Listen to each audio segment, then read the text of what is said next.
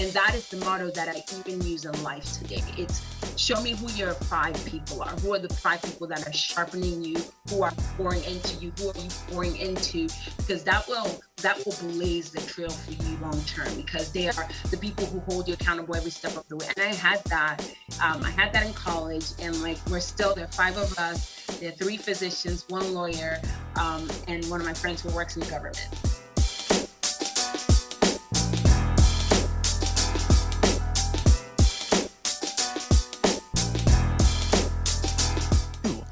Tuned in to the Money Script podcast. Today we will share strategies to help you grow your financial literacy and improve your money script. I'll be back with some important announcements. Until then, enjoy the show.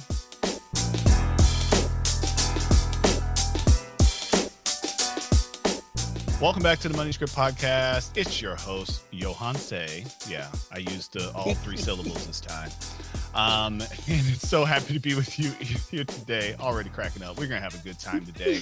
I hope that all of you that are regular listeners, and when I call regular listeners, those people that are waiting every week for the new episode.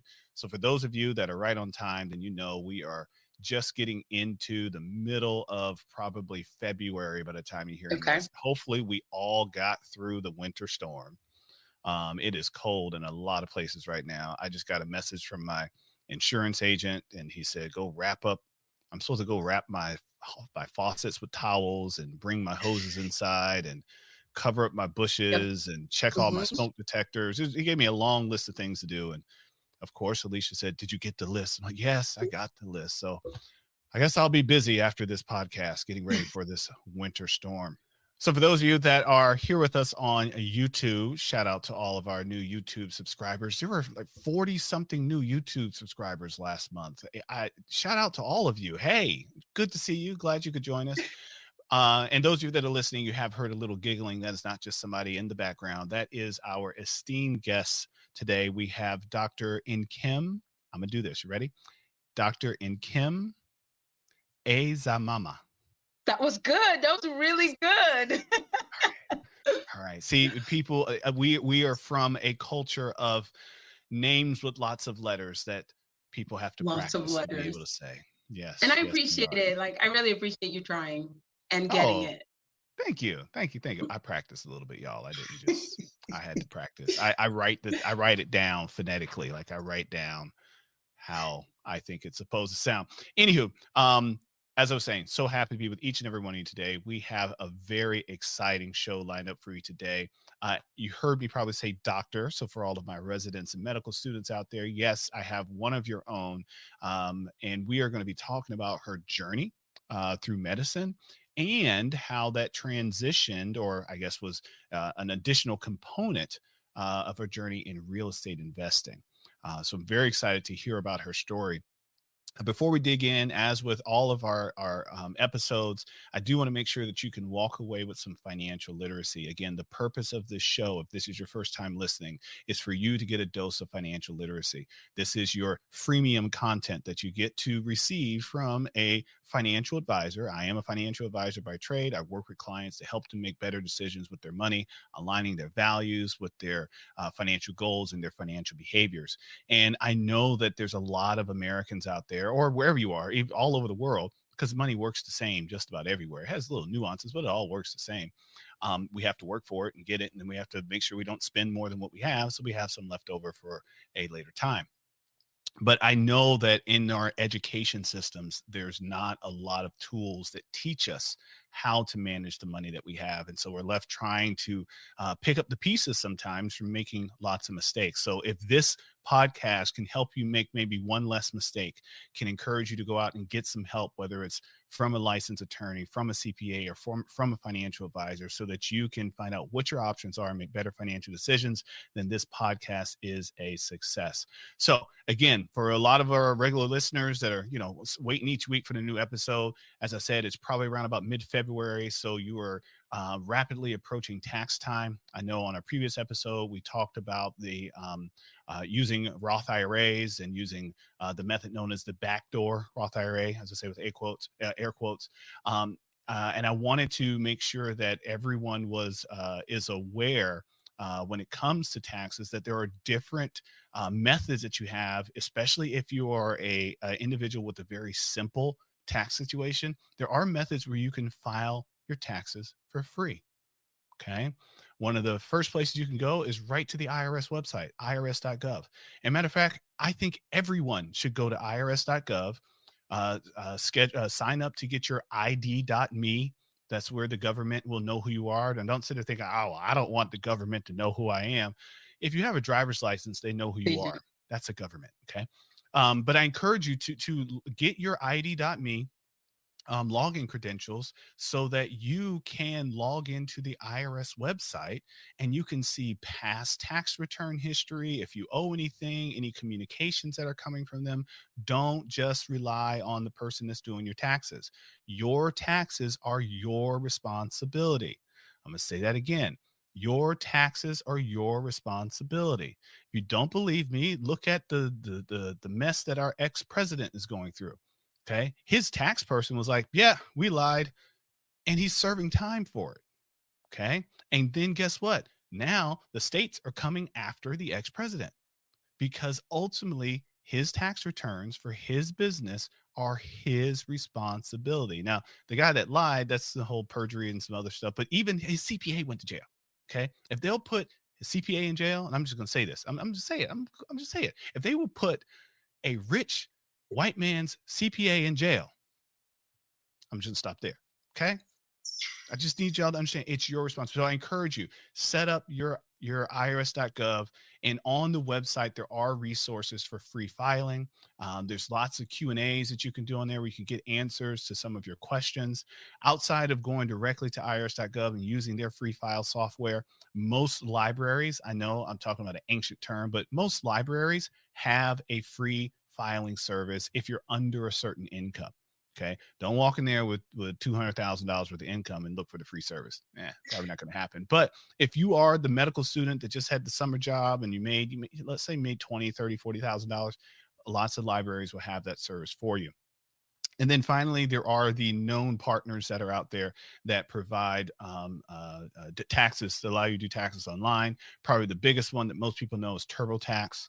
Another one is H&R Block. And I believe, I think Cash App even has some sort of tax preparation software. I've seen a few clients come through with that. The thing I'll warn you with those systems is that you can't just click blindly. Okay, you're going to have to read the questions. I find more often that people will make mistakes on their return because they just didn't RTFQ. Okay, read the friggin' question. Okay, and if you don't understand the question, go to the IRS website and do some research, or click the help button, or pay some money to get some help. I shared this with you all in the last episode. We had a problem with the shower drain that just would not drain. I poured, I don't know, all the Drano in it. I probably like killed a few fish in the nearby lake with all the Drano I poured into that and down that pipe. Okay.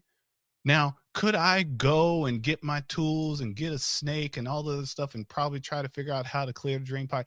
Yeah, I probably could. I could also just call a plumber. That's what I did. I called a plumber. Plumber came out, and yeah, he had to use a snake, and it was gross. That's the other reason why I just couldn't do it, because it was just gross. I was like,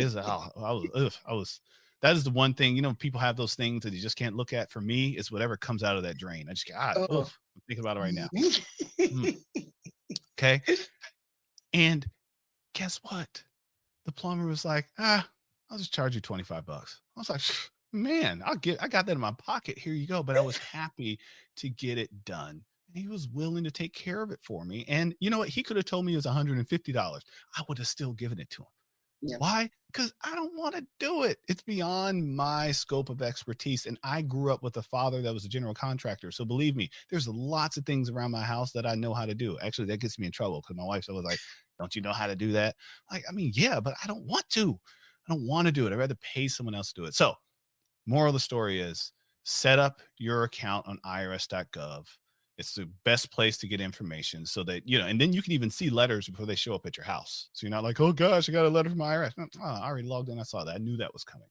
Okay. And you can communicate with them. And even if you owe, you can go right on the site and set up a payment plan. Oh, one last thing. The IRS did announce that because of their, what's the word I'm looking for? slacking off over after coming out of COVID. They have decided to waive billions in penalties and fees for Americans. Okay. I just went on the website today because I wanted to look at it here. I pulled it up and they're currently working on it. It says, let's see. They just said on the website, it says, any payments that were made between December 26, 2023 and January 19, 2024 will process normally, but may take longer to show as process. Updated balances of payment activity will be available the week of January 21st. So it's already February now by the time you're hearing this. But if you saw a time where he's like, oh, wait, that's not right. I thought they're going to waive some stuff or I made that payment. They're updating the system because, like I said, they're going to give everybody some free money. Cool. Well, I guess it's not free. You thought you had to pay it for a minute, but they're going to waive some stuff, which is cool. So with that, let's get to you, Nkem. Welcome. Yeah. Thank you. Thank you so much for having me. I'm so excited to be here. Thank you so much for having me. I can't wait to get going. We are going. This is it. Let's start let's start with medicine. So what type of medicine do you practice? I am an emergency medicine physician. Yes. Okay. As we met at ASAP. There we go. At the American College of Emergency Physicians. Okay. And how long have you been practicing? I've been practicing for 8 years. Okay. Now, were you one of those individuals that always knew you wanted to be a doctor, or were you one of those individuals where your parents said you're going to be a doctor or a lawyer, make your choice? So, I am from an African family, so it's normal that's why I insinuated that. Yeah. Mm-hmm. Yeah.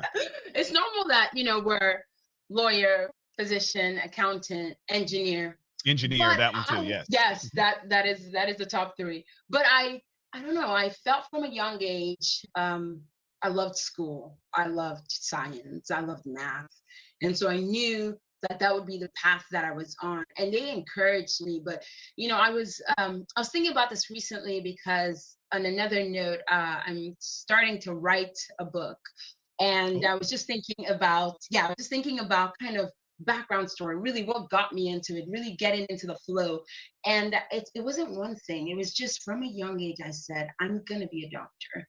And I am the type of woman who, I set my mind to something, it gets done. And I just use that. And I've loved it every step of the way. And like Johan said, I've done some of the coolest things in this world that like not a lot of people get to do. And it's because I get to walk into the emergency department. So I'm truly excited that like it was something that was placed in me, and then I nurtured that for who knows how long, and that's where I am today. Wonderful, beautiful. So tell me, what was your experience transitioning from your bachelor's to medical school and then medical school to residency? Share with us a little bit about that.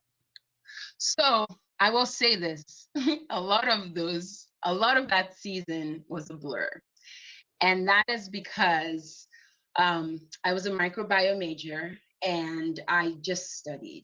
I remember taking organic chemistry and I felt this pressure. I don't know where it came from, but like, to always be the best, but to like expedite my studies. Why? I'm not sure. So like I took summer school after summer school. One reason I had bright futures. And so I had to work while I was in school to get scholarships. I was one of those students who had to work in the library or work. There was like a list of jobs. And so that was part. So I had to like structure school in order to work after classes. And so like being a microbiome major, I studied most of the time. But the thing is, the best part I can remember about that season is, and who I am today, I can attribute it to the people that I surrounded myself with. And that is the motto that I even use in life today. It's show me who your 5 people are. Who are the 5 people that are sharpening you, who are pouring into you, who are you pouring into? Because that will blaze the trail for you long term, because they are the people who hold you accountable every step of the way. And I had that I had that in college, and like there are 5 of us.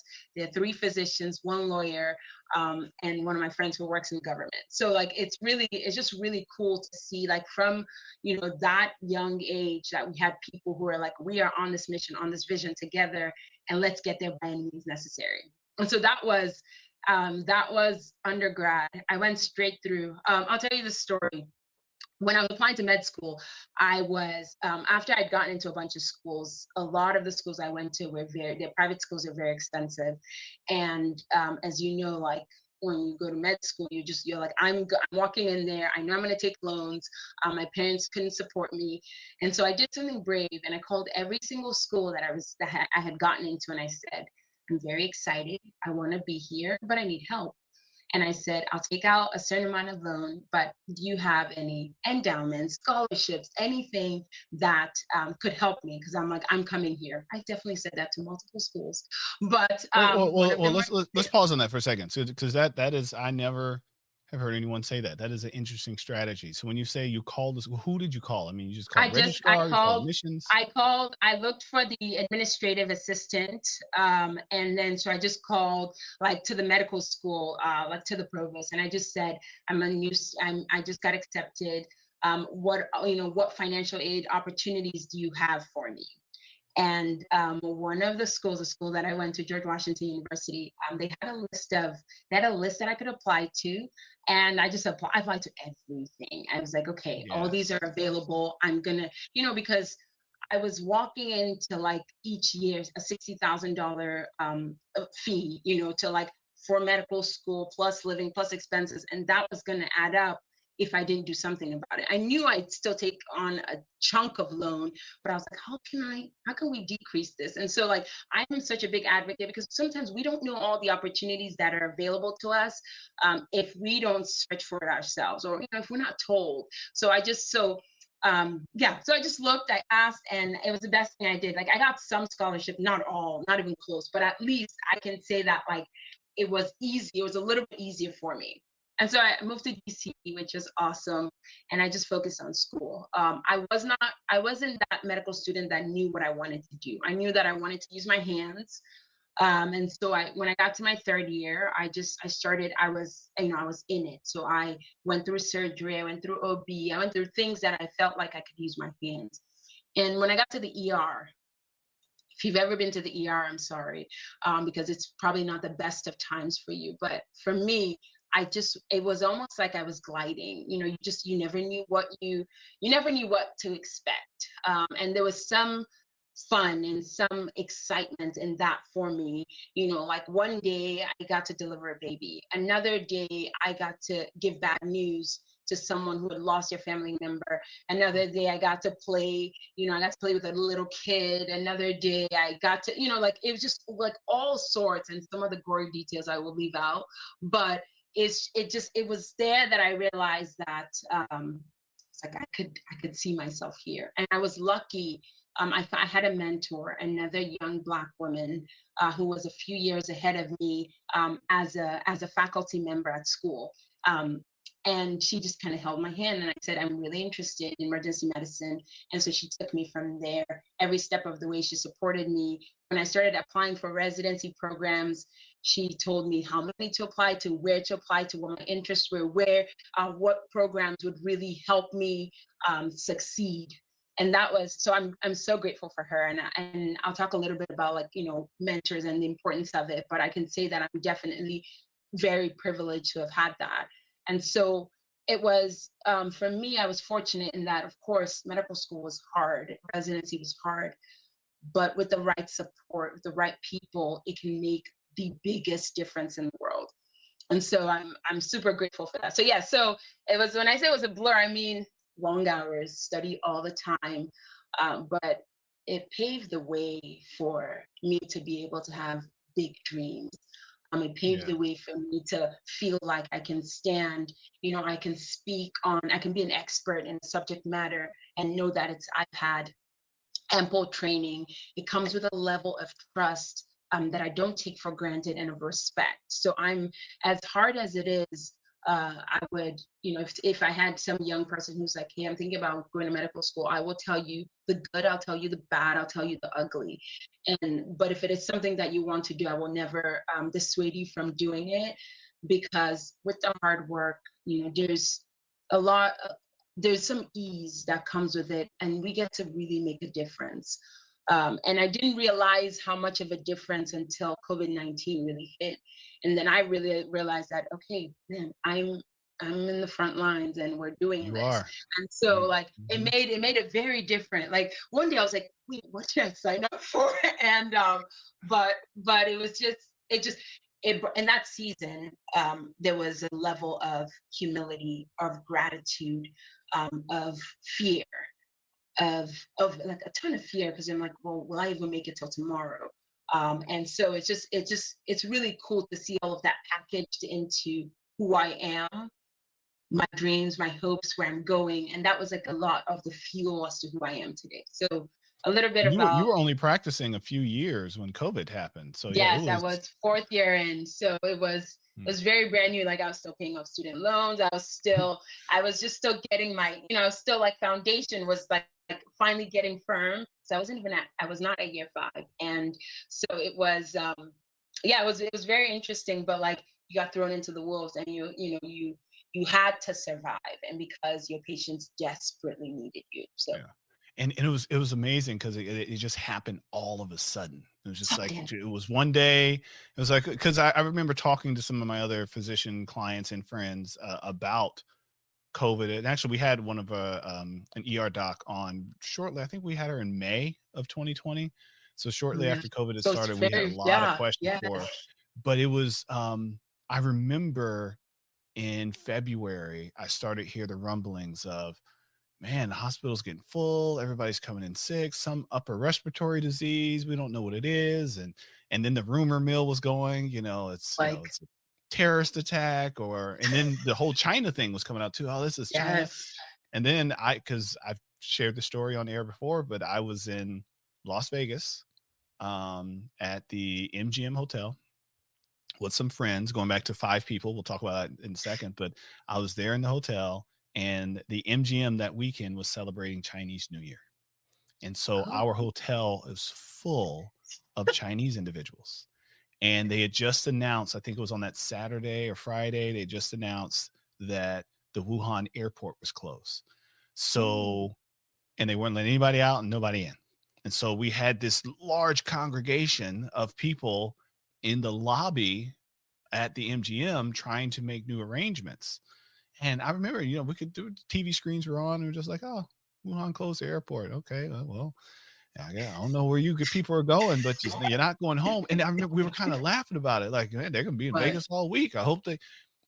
And afterwards, within a week, the whole world had changed. And within 2 weeks after that, everything is shut it down. was shut And down. Like, yeah, it just happened so fast. So we appreciate you for being on the front lines and helping us all get through that trying time. I wanted to go back because you said a couple of things where listeners, viewers, I hope you were taking either mental notes or physical notes when she said it. So run it back and hear it again, but I'll repeat it for those in the back. Who are your 5 people? Do you have 5 people that you are spending considerable time with? Okay. Because we know in real life, when we think about this concept in real life, if we're talking about the 5 people we spend the most time with, they're usually not our mentors or peers. They're usually just our family. It's our yep, spouse, it's our kids, it's our siblings, it's our neighbors, it's those people that are in close proximity. But yes, what we're talking about here is the intentional time, the chat group that you have that in your phone where yes. you're lifting each other up. You're not putting in memes about the football game. You're No, asking, hey, that has everyone written down their goals for the quarter, But in your group of 5 people, I encourage you to have, if you can, try to have people that are on levels that are slightly above or even yes, dramatically above yours. Okay. When I'm talking about that trip in Las Vegas, some of those individuals I go to Las Vegas with are in my 5. good. Okay. And part of it, and one of them is my mentor. If it wasn't for him, we wouldn't have this podcast. He was the one that Mm. challenged me to do this podcast for a whole year. And he finally said, "Hey, what's going on with the podcast?" Okay. I'll start the podcast. And here we are 100 plus episodes later.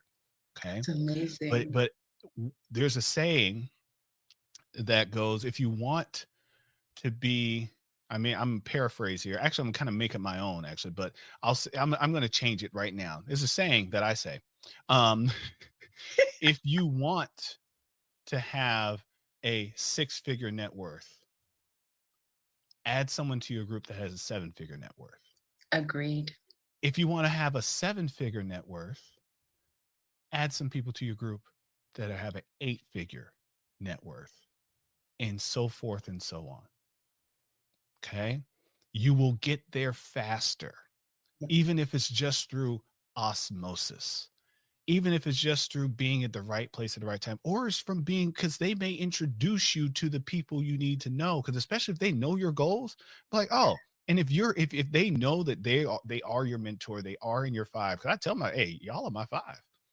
You are the 5 people that I am able to get energy from and enjoy being with and want to emulate a lot of what you're doing. And I look to you for guidance. Yes. You're my friends Yes. and you're my mentors. How can I serve you? And that's the one question I ask. Hey, what can I do for you?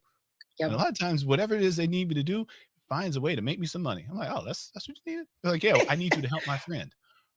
Oh, okay. I'm gonna charge your friend for that. Like, yeah, please do. Charge her. Okay, well, thank you for that. And then that friend leads to another, leads to another, leads to another. Okay. And I'll Because add my to this. mentors, go ahead. Mhm. Your goals don't scare them because they are thinking, there's some people, if you really think about it, there's some people who you're afraid to tell your goals to because they'll think you're crazy. They're like, you're Oh, never yeah. going. But when you surround yourself people who are a step ahead of you, 5 steps, when you tell them your goals, they're like, okay, how are we gonna get this? Like, what are we doing? Or they're looking, or mine will look at me like, that's it. I'm like, come on. I'm like, well, I guess I'll add another 0 to it. There you go. Okay. Yeah. Okay. No, yeah, it's that saying, if your dreams or goals don't scare you, you're not dreaming big enough. Yes. Okay. You should be a little intimidated by them. Okay. And I'll admit to all of you, I've set goals that I didn't even hit. It was too big. But it's that saying of aim for the stars and you still have to make it to the moon first. Yeah. Okay. How many people do you know that have been to the moon? Okay. There's not many people that know someone that went to the moon. There's not many people. Okay. So most of you listening to this do not know personally anyone that's made it to the moon. Okay. I don't think any of your goals involve getting to the moon. So everything else you're planning on doing is way more attainable than getting to the moon. Okay. So if you want to aim a little bit beyond that, you're going to have to pass by the moon first. 100%. So with that, you also mentioned mentor, and we've talked about that a little bit, but having a mentor is important. I serve as a mentor. I am a mentee. I'm on both sides of the coin. Yes. Okay. And it doesn't matter where you are. If you're just now starting medical school or just now starting college, you can be a mentor for someone that's still in high school. 100%. And you can be a mentee to someone that's at a level that's a little above you. Okay. So seek out those people. Most people want to do it. Just no one's asking them. No one's asking them. And then the last thing you said that I thought was paramount. And I mean, we were talking about our parents earlier. My mama, closed mouths don't get fed. They sure don't. You said, I called and asked. Yeah. That is such a small task. It's scary though. It is scary because you know what could happen is the person pick up the phone and say, you're crazy. Why would you call and ask me that question? Get off my phone. You're wasting my time. That could happen. 100%. But they might say, else happens? They might say, hold on one second. Let me get some resources for you. Yeah. It's amazing what can happen. So I encourage you. And that's, you know what, that's one of the number one questions that I get from graduates that are looking to go to medical school, because they come to me as a financial advisor, like, how am I going to pay for this? Like you said $60,000 a year. Whew, you're getting off easy. I got some folks paying $80,000, $85,000, $100,000 a year for medical school, especially if it's out of state or if it's out of the country. Those it could be a lot of money. And then when you take into housing, how am I going to pay for this? They Yep. come asking me. I was like, okay, well, I mean, I'm not the resource, but did you ask the institution? Yeah. That's going to be my number one response now. Well, have you asked the institution? I know they're asking you for money. Ask them for some. They have it. Yeah. They They have have it. it. They Okay. do They tons of have it. And endowments, yep. tons of successful people who are, very wealthy people who want to give back to, to the institution that got them to where they are. And so it's just, you have to ask, you have to do the work. You have to do the work. Have to do the work. Amen. Amen. So I want to talk a little bit about your latest venture. I shouldn't even call it a venture, as your latest investment, because you when we met at ASEP, you were actually there representing Phoenix Capital. Okay, which for Yes. those of you that are seeing that at the bottom of the screen here, the Phoenix Capital. This is a real estate company that you started. Can you tell us a little bit about how you got interested in investing in real estate and why Yes. you felt that that was a good idea? Okay. I will. I hope I don't bore anyone because this is very, very interesting, especially to the healthcare professionals who are listening on this call. I told you, I told you how important COVID-19 was, but I didn't really tell you how much it hurt some of us. In that season, there were a lot of people, a lot of healthcare professionals who lost their jobs, just like every other field. But what we didn't expect is that, like, we always thought, in healthcare your jobs are secure, there's no questions asked, you will always have a job. And in that season, a lot of us lost jobs, and sometimes when our hours got cut significantly, a lot of physicians, wealthy people, had to get second jobs. And to me, that was eye-opening, because I thought, we are high income earners. We should all be financially secure and financially Oh, stable. time out. And that Time out. was Yeah, not done time true. out. Yeah. And actually, I gotta back you up. We're not gonna edit it out, but I'm gonna back you up because you said wealthy people had to get second jobs. No, what you found out is that they weren't wealthy. You're right. You're right. They were just a Okay, high yes, income earner. That's all they that were. They is had true. That high is very income true. and they had the expenses to match it. And all of a Yes. sudden the And income went away and they weren't willing or weren't able to cut the expense. And so they had no other true. choice.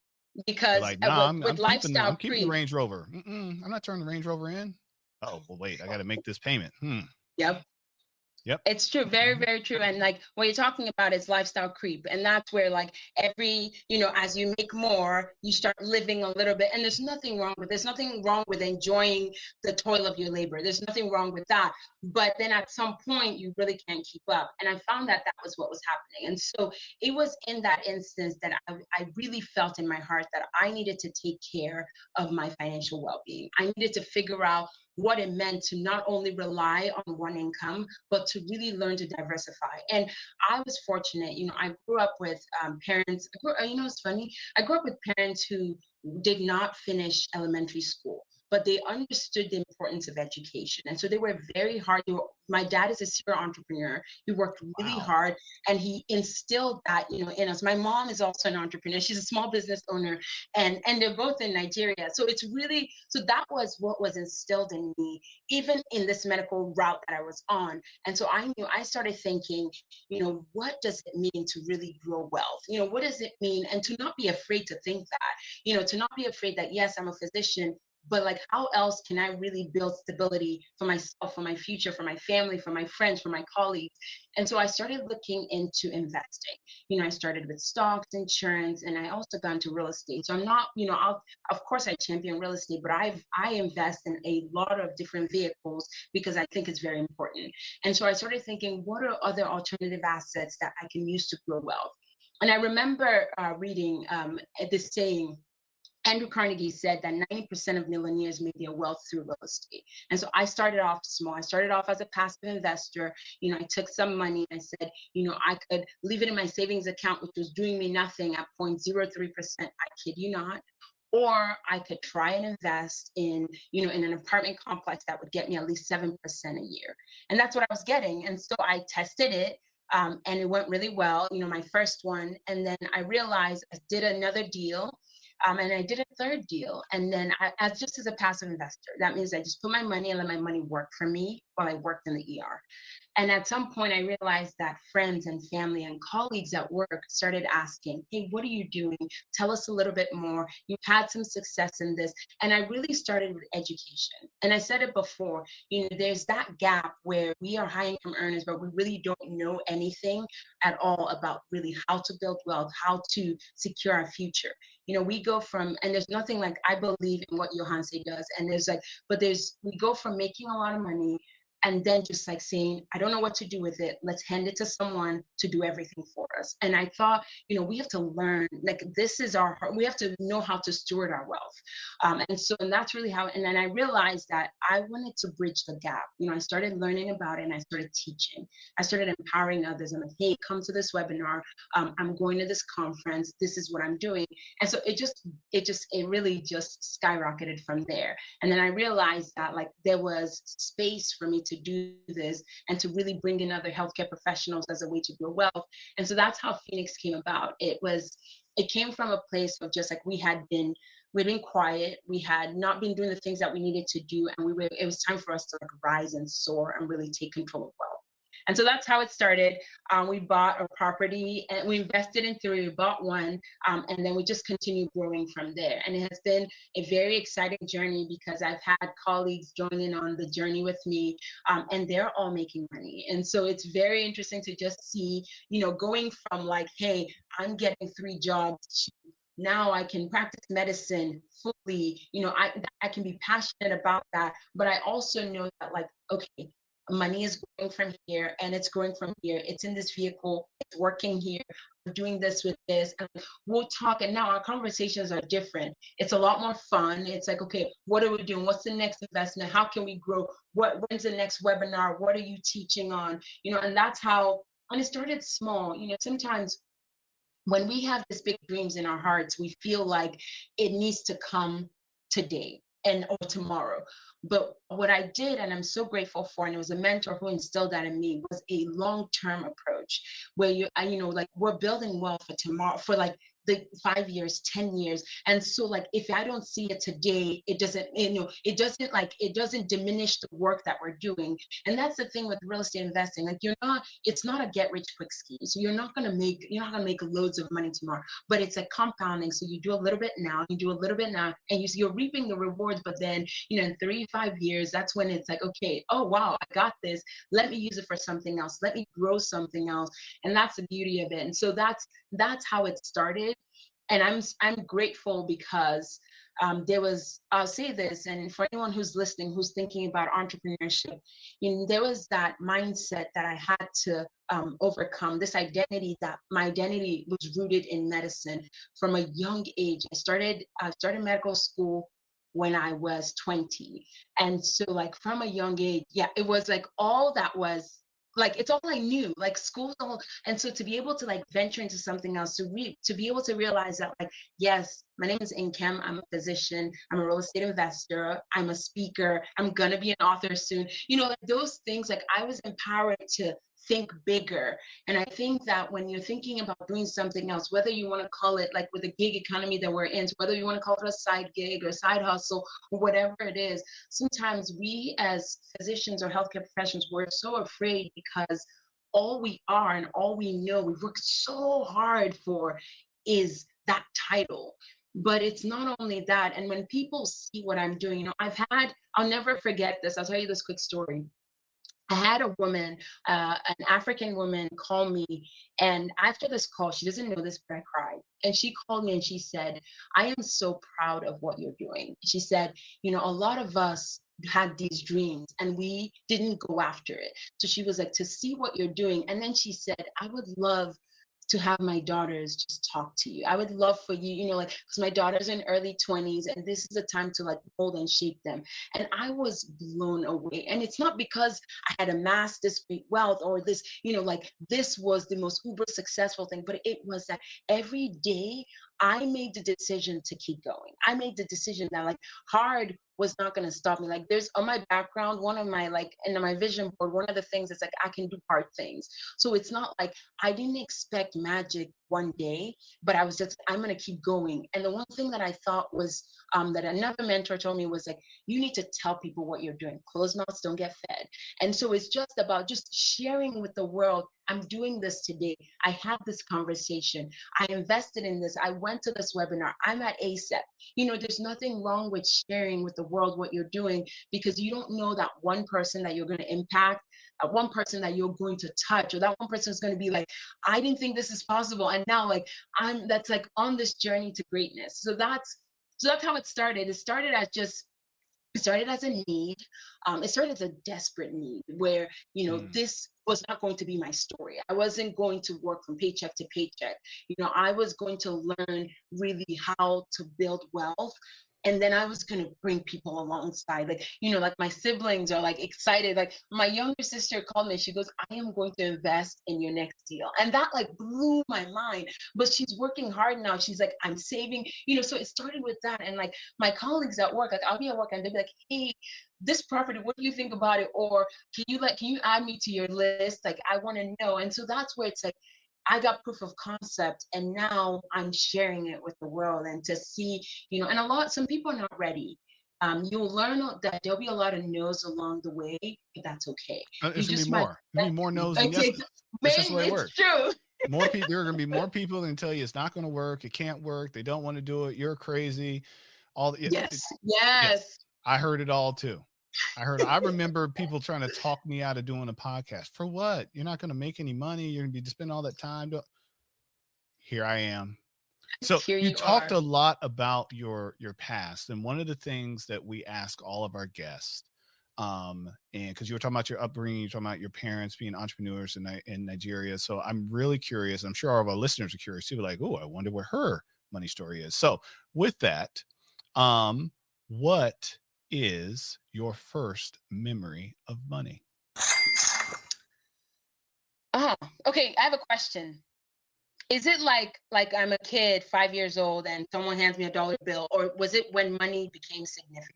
What is that? Let's do Did I miss? both. I like both. Let's start with the first one. Start with the first one. So Okay. when did you be? And so the reason we like starting with the first one is because for those of us, for the adults in the room, the parents, not adults, for the parents in the room, we a lot of times are part of the first introduction of money to our children, and for the grandparents that are raising kids, that sort of thing. So that's one of the reasons why I like to talk about it, because I want the parents to say, if they're not going to teach this to my child in school, how can I begin the conversation and to become more conscious of what you're saying around your children when it comes to money?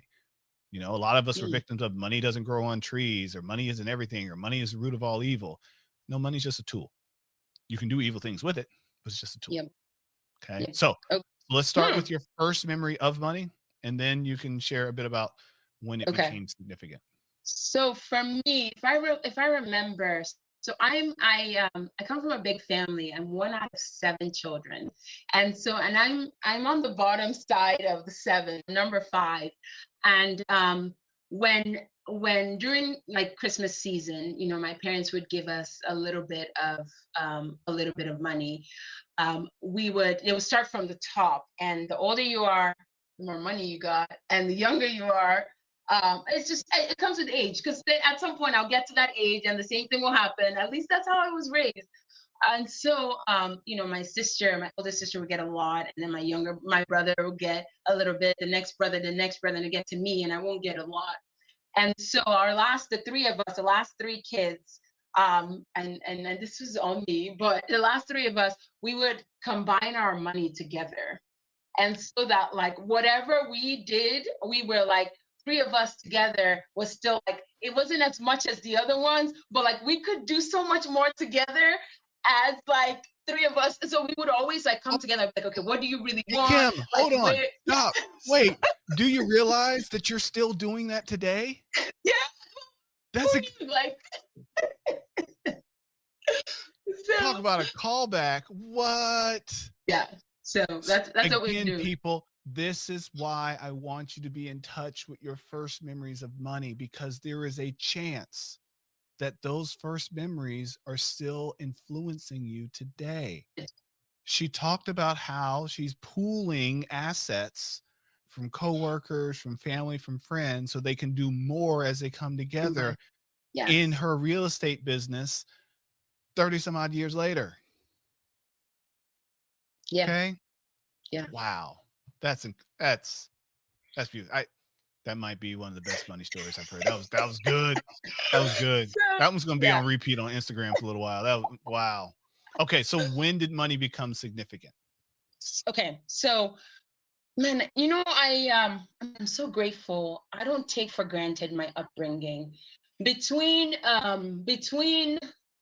undergrad and med school, summer break before I was about to start med school, my dad called me and said he wanted me to spend 6 weeks back in Nigeria working at an investment bank. And he said, and I didn't even like it didn't. I'll tell you how it's impacted me today. And in going there, he said that he's asking me to say yes to this opportunity. He was not dissuading me from going to medical school. He just said, open your eyes to something else that's out there.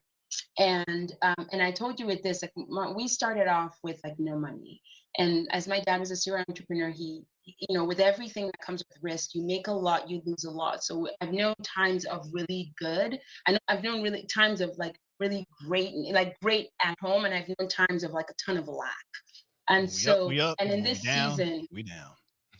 and in that season, I came back home and I spent about 6 weeks working at an investment bank, and he gave me a sizable sum of money and said, I want you, this money is not for you to pocket, this money is for you to invest.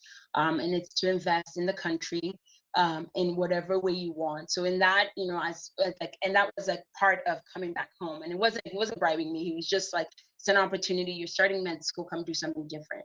And I don't, I put it in some stocks and some property in some different stocks that are not doing really well now in some sectors that really tanked in Nigeria.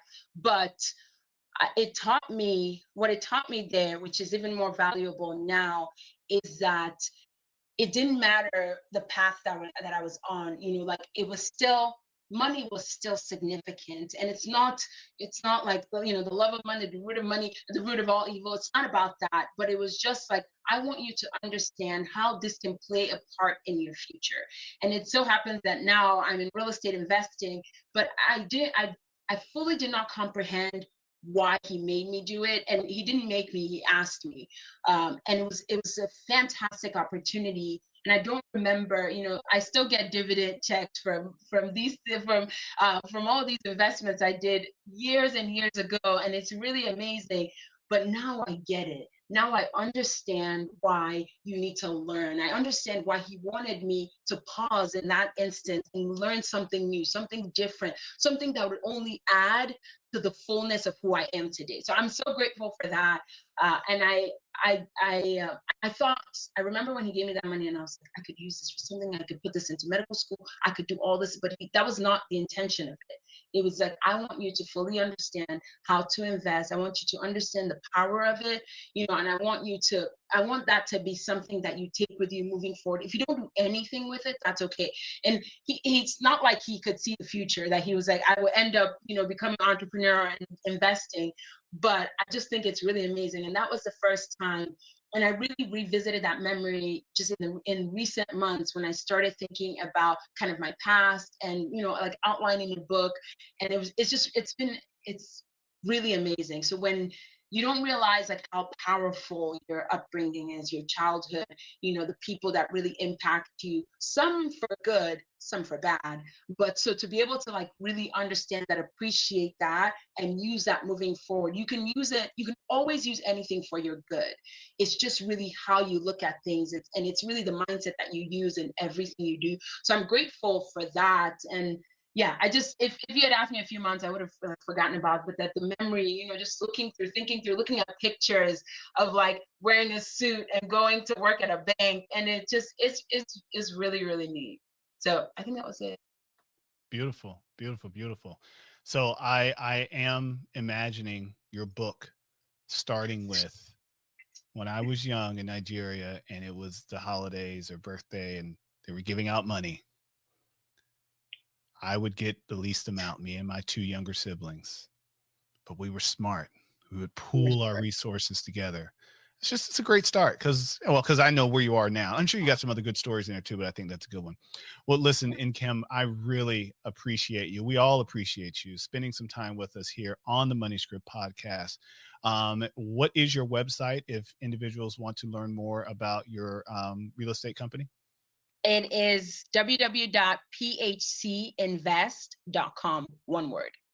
Okay, we will put those in the show notes as we always do.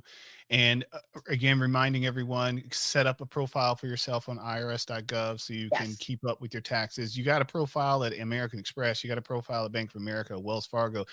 You give more money to the government than you give to anybody else. So you might as well have an online profile with them too. Also, remember to get some help. Okay, reach out to a professional. Who are your 5 people that you look to help uplift what you're trying to do? My dog thinks it's over. So it's the dog. She's like, oh, he's wrapping up. Maybe it's the tone of my voice. It can't be the words. She's like, are we going outside now? Remember, the dog's out. They need the fresh air. If you and remember you can be a mentor. You can also be a mentee. It's okay to be both. So please tell a friend to tell a friend to tell a friend to get their dose of financial literacy today. Subscribe, link, share, like, all those fun things on all those platforms. And we will see you next time on the Money Script podcast. Y'all take care. Bye.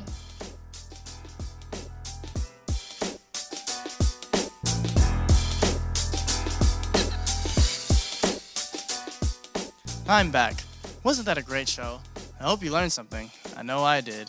Now, before you go trying anything you heard today, remember, it is not intended to be specific tax or legal advice. If you need that, go see a CPA or an attorney.